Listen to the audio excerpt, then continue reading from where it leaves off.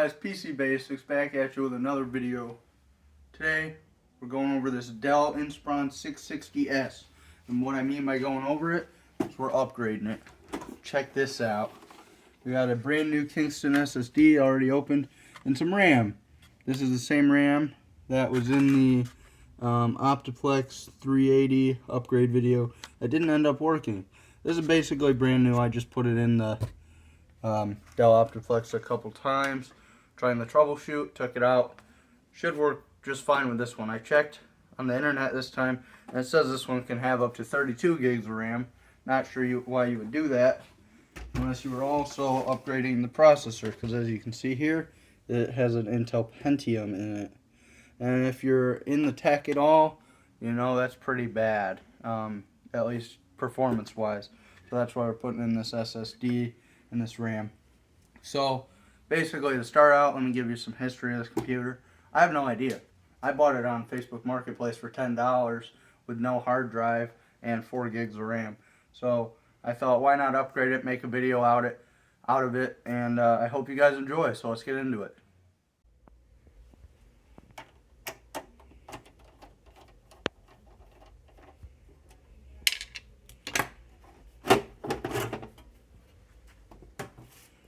Alright, so to get to, you can just focus on this.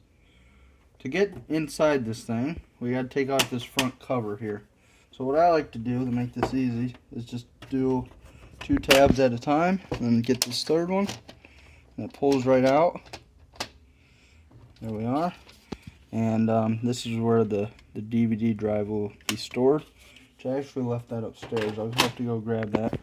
But anyway, if you come around this way, there's a screw here and a screw here.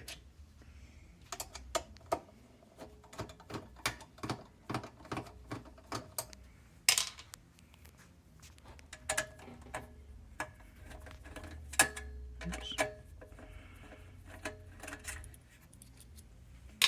And this picks straight up like so. I guess I'll just set that right there.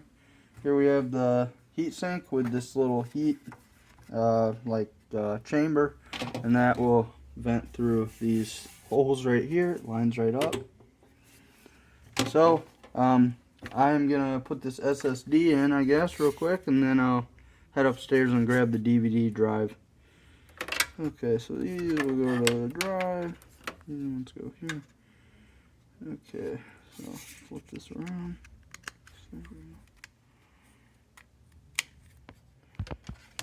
So we're going to upgrade this RAM. That kind of jumped out. So this is a 4 gigabyte stick and single channel DDR3. I'm going to upgrade it with DDR3 1600 megahertz SP RAM. Get this out carefully would be nice. There we go. There's one. Okay, and it's gonna go this way. Okay. See, that's how RAM's supposed to go in, not super hard like in the last video. Okay, get that out of the way.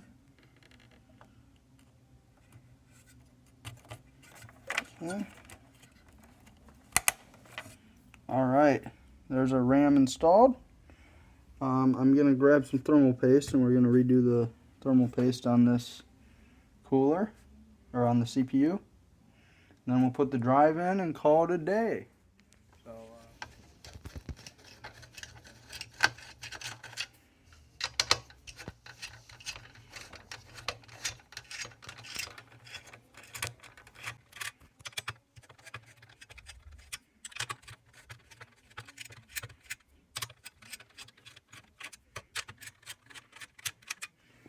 okay, so if you look down here, I gotta unplug this CPU fan. I'm gonna grab it the best we can. Alright, and then we're gonna twist this off as to not rip the CPU out. Okay, come on.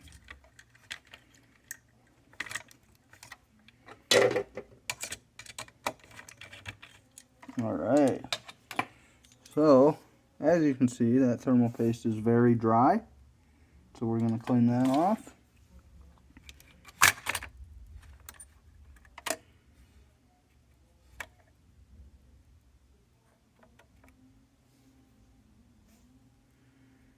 Okay, so right here we have our surface purifier and our thermal paste remover.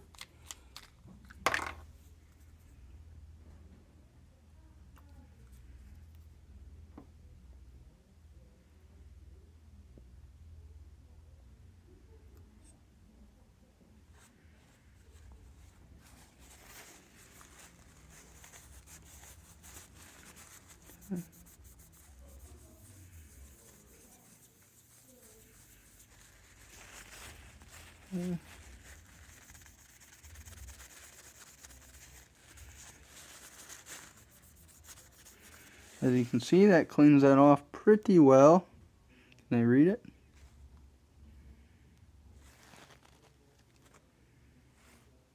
Okay.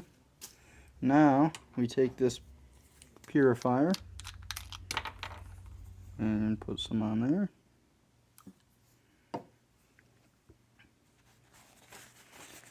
And we just rub it around a little bit.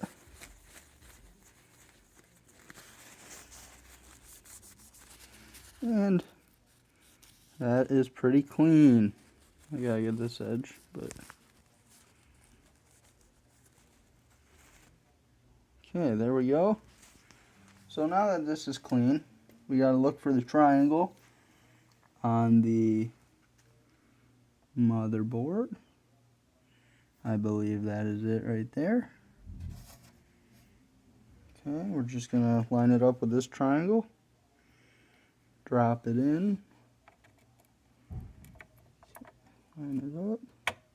And you just shake it a little, make sure it's lined up. And as you can see, that triangle lined up because these pins are lined up right there. So we're just gonna pop this back in very carefully. Okay, I used 2 fingers because I'm at a weird angle. I didn't want to drop it or anything. Okay, we're gonna take more of this thermal paste remover. Drop it right on this cooler. Let it sit for a second. Maybe let it drain around a little bit. And then it should come right off in a matter of seconds. And then we're going to put more of the thermal paste purifier on there. After I screw the lid on that, kind of. Okay. Take this and you can see that's quite a bit better. It's not perfect. It looks like it actually got a little hot from the CPU not having enough thermal paste on it to begin with. Okay, so we take some of this Arctic MX4 thermal compound. I bought that because it's pretty highly well rated and it's on Amazon where I get most of my parts. Okay, we're just going to do a little X.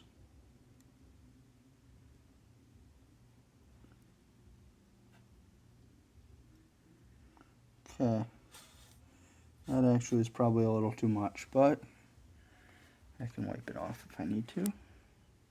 Okay, so what I'm going to do is I'm going to drop this on. I'm going to just push down a little bit, wiggle it, and shake it again. And you can see that spread pretty well for the most part.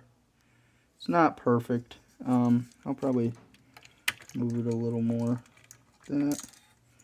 Yeah, that's decently well covered. I'll probably just put just a dab on this cooler just to get it right here. Actually, I'll just put it right on. This is probably already too much paste, but I'm just going to move it with this. And then put just a dab on there, not very much. Okay. That should be good enough. I'm going to put that on this napkin and get this put on. so. Just set it down like so. Okay. Good. Okay, plug this in.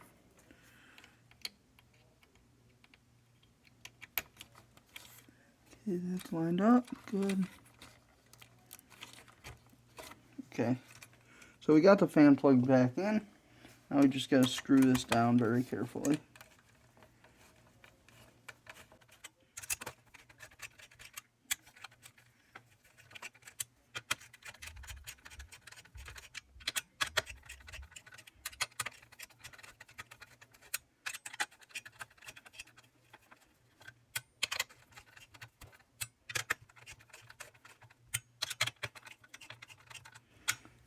Okay, thermal paste is on. We're putting in the DVD drive. Let's go. So here we got the DVD bracket. All we got to do is slide this in like this and make sure the holes line up. If there are holes on this, yep, okay.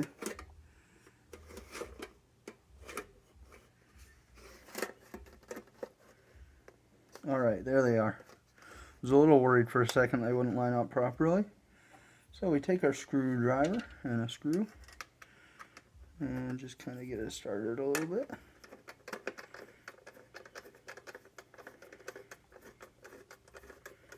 It's my hand.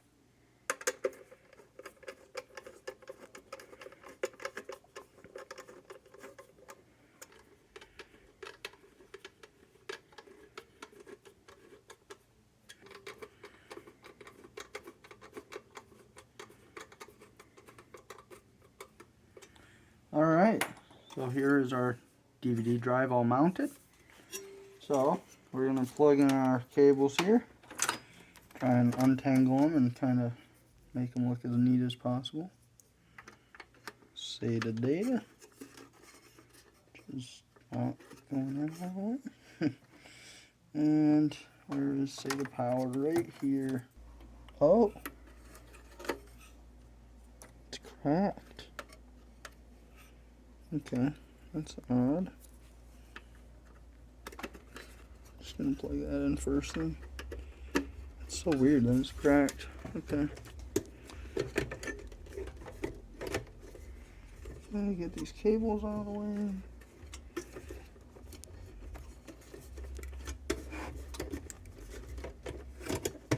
Okay. So now we just gotta finish screwing it in. Put the panels on and go test it.